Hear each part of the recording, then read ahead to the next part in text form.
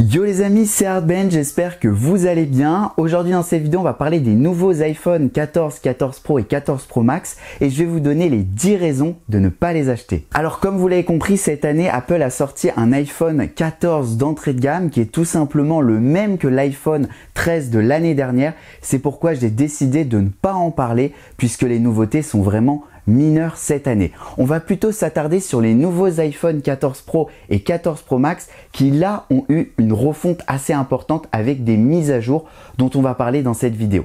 Première raison de ne pas acheter les nouveaux iPhone 14 Pro et 14 Pro Max, c'est tout simplement le prix. Comme vous avez pu voir, Apple continue d'augmenter les prix puisqu'on a dépassé la barre des 2000 €. À l'époque de l'iPhone 10, je ne sais pas si vous vous rappelez, l'iPhone avait dépassé les 1000 €, on était tous offusqués. Et cette année, Apple a décidé de monter encore plus loin puisque des iPhone 14 Pro Max dépassent les 2000 €. Et si on regarde les iPhones d'entrée de gamme, l'iPhone 13 Pro avec le plus bas niveau de stockage, on se retrouve avec un iPhone qui a augmenté de 170 €. L'année dernière, l'iPhone 13 Pro coûtait simplement 1159 €, ce qui était déjà largement cher. Et cette année, on est à 1329 €, ce qui est vraiment une somme colossale. Et si on regarde les iPhones les plus élevés, donc l'iPhone 14 Pro Max, on est cette année à 1479 € et l'année dernière, l'iPhone 13 Pro Max coûtait 1259 €. Donc Apple augmente la somme de presque 200 €, ce qui est énorme je trouve pour un smartphone. Deuxième raison de ne pas acheter l'iPhone 14 Pro et 14 Pro Max, c'est l'encoche. Alors je ne sais pas si vous avez vu, vous êtes beaucoup à avoir trouvé cela cool puisque Dynamic Island, eh bien cette année est de la toute nouvelle fonctionnalité, nouveauté des iPhone 14 Pro et 14 Pro Max. Certains trouvent cela cool, mais au niveau de l'expérience utilisateur, au bout de la deuxième journée où vous utilisez iPhone, vous vous rendez compte que c'est pas du tout une bonne nouveauté puisqu'en fait ça fait mal aux yeux. Déjà au niveau de l'encoche, elle est beaucoup plus grande que sur les anciens iPhone. Si on le compare avec une feuille en papier, on perd beaucoup plus d'espace sur notre iPhone. Donc est-ce que cela importe? Oui. L'ancien iPhone, moi j'avais beaucoup critiqué les iPhone 10 avec l'encoche, mais en fait Apple a augmenté la taille en la rendant un peu plus fun, animée. Est-ce que cela est bien? Au niveau de mon expérience, j'ai trouvé cela moins bien que sur les anciens iPhone 13, 12 ou encore 11 et 10. Là, on se retrouve avec une expérience vraiment détériorée par cette encoche. Moi, je n'aime pas en général les encoches sur les iPhones. Et là, avec l'iPhone 14 Pro, 14 Pro Max, je me retrouve avec une expérience que je n'aime pas du tout. Lorsque je regarde des vidéos, j'ai une encoche qui me gêne sur le côté gauche ou alors droit en fonction de là où je mets l'iPhone, mais aussi lorsque je vais jouer au jeu, c'est dérangeant d'avoir cette encoche sur mon iPhone. Et ce n'est pas tout, puisque l'encoche va vous salir la caméra de selfie que vous avez. Lorsque vous allez toucher l'encoche, souvent vous vous rendez pas compte, vous allez toucher sur la caméra de votre iPhone et à force, quand vous prenez les photos, vous vous rendez compte que vous avez quelque chose de flou. Donc ça enlève de l'expérience utilisateur et ça nous met le doigt sur quelque chose dont avant on n'utilisait jamais. Moi je mettais jamais le doigt sur le selfie de mon appareil photo, donc je le nettoyais très peu. Maintenant je me retrouve toute la journée à nettoyer l'écran pour ne pas avoir l'appareil photo des selfies qui soit abîmé. Et ça, c'est vraiment quelque chose, je trouve, de navrant cette année sur les nouveaux iPhone 14 Pro et 14 Pro Max. Troisième raison de ne pas acheter les iPhone 14 Pro, c'est tout simplement le fait que la musique, lorsque vous l'écoutez, avec l'animation de Dynamic Island, vous retrouvez avec de la musique qui va vous gêner. Par exemple, vous êtes sur Internet, vous avez lancé de la musique ou vous écoutez un son tout simplement, et vous allez vous retrouver avec une expérience où en haut de l'écran, vous allez avoir une animation qui va bouger. Je n'ai pas réussi à l'enlever et ça c'est vraiment frustrant puisqu'au bout de quelques minutes quand vous lisez un article, vous allez avoir la musique qui bouge comme ça. C'est Apple qui a décidé d'animer la musique et au final, au bout de 2-3 heures d'utilisation, vous allez vous rendre compte, c'est pas du tout fun d'avoir Dynamic Island, ça fait mal à la tête. Moi, avant, l'encoche ne me faisait pas du tout mal à la tête, je l'oubliais. Là, maintenant, le fait qu'Apple l'ait animé, ça me transmet une utilisation qui n'est pas du tout la bonne et j'aimerais bien qu'Apple nous permette de désactiver certaines animations qui restent par rapport à la musique. Quand on écoute la musique, on a cette animation qui reste et qui bouge et c'est vrai qu'elle est inutile. Au bout de quelques minutes, vous vous en servez plus. En fait, elle sert à rien et voilà, et ça fait mal à la tête et je trouve que Apple, à ce niveau-là, ils se sont trompés au niveau de cette encoche et de ces petits petites animations. Quatrième raison de ne pas l'acheter, cet iPhone 14 Pro, 14 Pro Max, c'est l'encoche au soleil. Alors il faut le dire, Apple a cette année fait quelque chose de super bien avec Dynamic Island, c'est bien intégré, tout le monde le trouve beau, cet affichage, ces animations, mais lorsque vous êtes au plein jour, en plein soleil, vous allez regarder l'encoche de votre iPhone, vous allez voir la caméra qui n'est pas collée au capteur et vous allez vous rendre compte d'un espace et c'est vraiment moche au final. Quand vous êtes en pleine lumière, en plein jour, vous vous rendez compte que votre design d'iPhone n'est pas celui que vous aviez quand vous l'avez déballé en pleine obscurité ou en obscurité basse. En fait, en plein jour, vous allez vous rendre compte que le design est vraiment moche et que cette encoche s'affiche encore plus que quand vous l'aviez chez vous à la maison. Donc voilà encore un point négatif de ne pas acheter l'iPhone 14 Pro. Cinquième raison de ne pas acheter l'iPhone 14 Pro Max, c'est le poids. Apple continue d'augmenter le poids par rapport aux anciens. Si on regarde la fiche technique, on se retrouve avec quelques grammes supplémentaires. Mais lorsque vous portez les iPhones, et à cause des capteurs qui sont logiquement un peu plus lourds, on se retrouve avec un iPhone qui est beaucoup plus lourd. Et au niveau du quotidien, moi je m'en rends compte. Voilà, j'avais l'iPhone 12 Pro Max ou encore l'iPhone 13 Pro Max qui était déjà assez lourd. Et là, on se retrouve avec l'iPhone 14 Pro Max sur un poids qui est vraiment lourd puisqu'on est à plus de 200 grammes et on se retrouve avec quelque chose qui fait partie des smartphones les plus lourds du marché.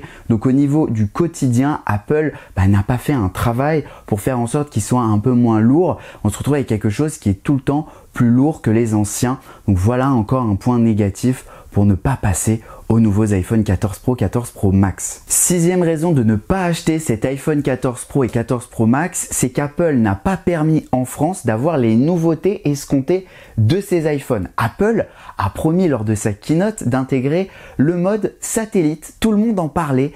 L'iPhone 14 Pro et 14 Pro Max intègrent le mode satellite avec une option d'assistance qui est superbe lorsqu'on voit le spot de pub d'Apple. Mais malheureusement, en France, Apple ne l'a pas activé, il n'y a pas l'option valable, ça fonctionne que sur les smartphones vendus aux États-Unis et au Canada et on peut se demander pourquoi Apple n'a pas permis à ses nouveaux iPhones d'avoir la connexion satellite puisque c'est la nouveauté tant promue par Apple sur ces nouveaux iPhones qu'on n'a pas en France et qu'on n'a pas aussi dans d'autres pays européens.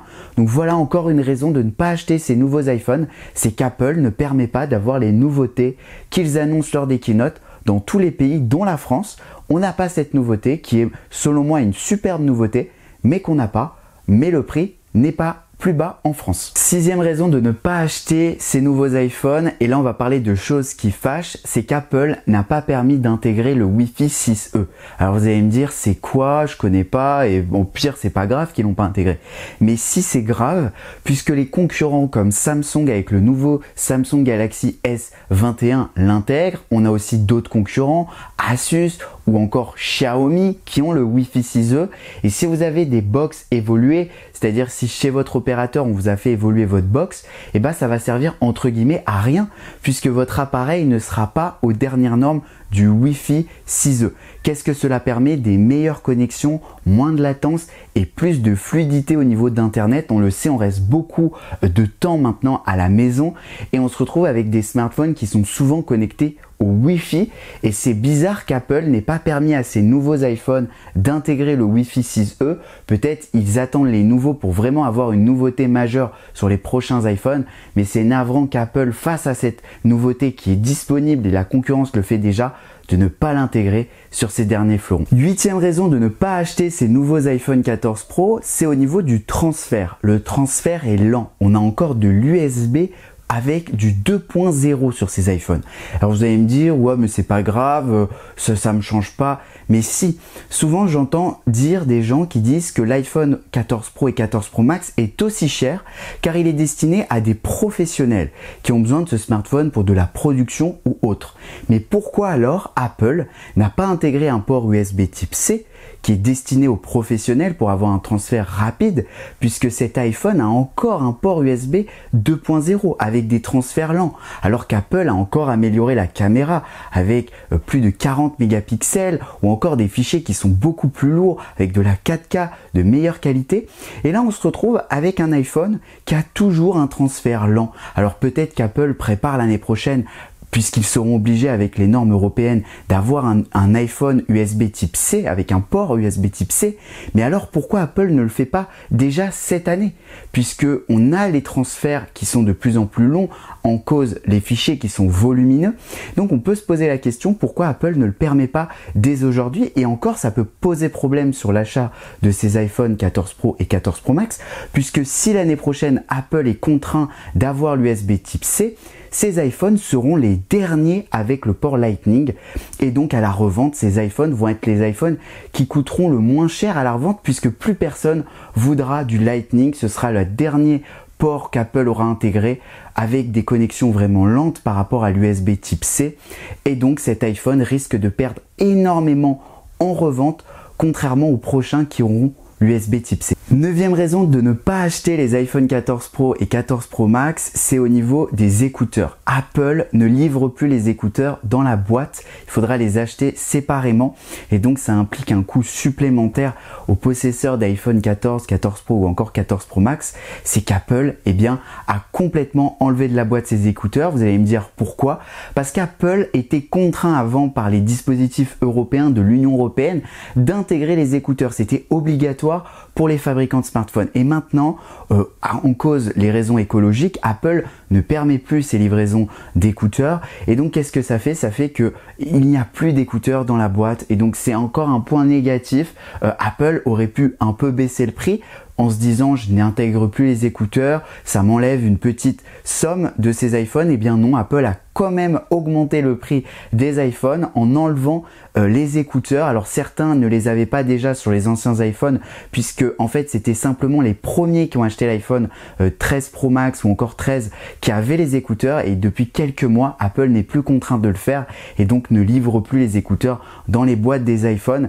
Mais c'est vraiment navrant de ne plus avoir ces écouteurs. C'était pratique souvent lorsqu'on n'avait pas d'autre choix que d'acheter les AirPods ou autres. Et bien là maintenant Apple ne permet plus de les avoir directement dans la boîte des iPhones. Et enfin, la 10e raison de ne pas l'acheter, c'est au niveau du renouvellement. Il faut se poser la question, est-ce que j'ai vraiment besoin de passer sur test iPhone 14, 14 Pro ou 14 Pro Max par rapport aux anciennes gammes, sachant qu'Apple a beaucoup augmenté les prix, que maintenant on a des différences assez marquées, puisqu'on a 100, 200 voire plus de 300 € d'écart avec les anciennes gammes, et donc on se retrouve avec un iPhone qui vaut peut-être pas le coup cette année. On peut se poser la question si cette année on n'a pas tout simplement à sauter ou rétrograder l'achat d'un iPhone, c'est-à-dire acheter un iPhone 13 avec plus ou moins les mêmes fonctionnalités, puisque l'écran est plus lumineux, mais si on le compare avec l'ancien iPhone, on voit pas la différence. Les photos, j'en ai pris, il n'y a pas une différence assez importante entre l'iPhone 13 Pro Max ou encore l'iPhone 14 Pro Max,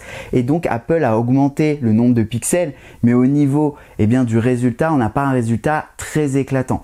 Donc voilà, on peut se poser la question, et même au niveau de l'encoche, moi je trouve qu'Apple a fait le pire iPhone cette année au niveau de l'encoche. L'encoche est affreuse, et au niveau du design, on peut aussi se poser la question si Johnny Ive, le fait qu'il soit parti il y a quelques temps, ça n'a pas influencé les iPhones, puisque Johnny Ive a designé presque tout chez Apple, que ce soit l'iPhone, les Mac, et là on se retrouve avec un design qui se rapproche plus du tout de ce que faisait Apple.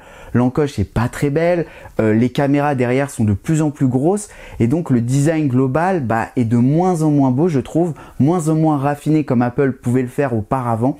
Et donc on peut se poser la question si Apple n'est pas en train de faire du réchauffage tous les ans, de modifier quelques petites choses, mais en faisant toujours la même chose. Et donc là on peut se poser la question si il ne vaut mieux pas acheter l'iPhone de l'année dernière, puisqu'Apple n'augmente plus significativement les nouveautés de ces iPhones. Voilà, donc j'espère que cette vidéo vous aura plu. Si c'est le cas, n'hésitez pas à lâcher un gros pouce bleu, et je sais que cette vidéo fera réagir dans les commentaires, donc n'hésitez pas à apporter des commentaires constructifs. Voilà, je ferai peut-être une vidéo sur les 10 raisons ou les nouveautés de ces nouveaux iPhone 14 Pro, 14 Pro Max. Donc voilà, je suis pas là pour charrier Apple, je suis là pour mettre en valeur certaines choses qui ne vont pas sur l'iPhone, certaines choses que vous ne voyez peut-être pas.